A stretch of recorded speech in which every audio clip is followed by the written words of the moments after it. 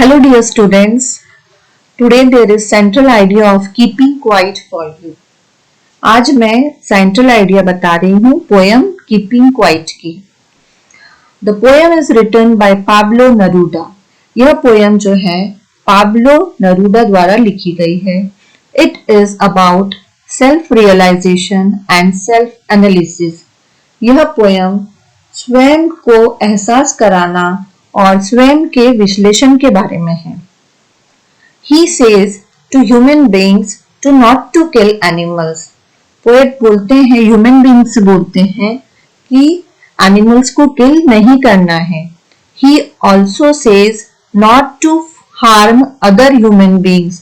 वह ये भी बोल रहे हैं कि हमें दूसरे मनुष्य को नुकसान नहीं पहुंचाना चाहिए और एनवायरनमेंट को भी नुकसान नहीं पहुंचाना चाहिए. He explains the importance of keeping silence. वह शांत रहने की आवश्यकता क्यों है यह भी बता रहे हैं. It is an anti-war poem. यह पोयम एक युद्ध विरोधी पोयम है. He asks not to fight because in the war, if no one will be alive, then who will enjoy the victory?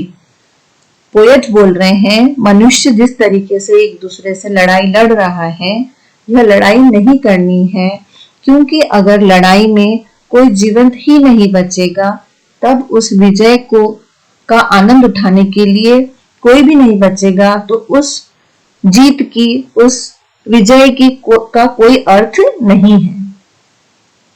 I hope आपको ये समझ में आई होगी. If you understood it then share, like and subscribe.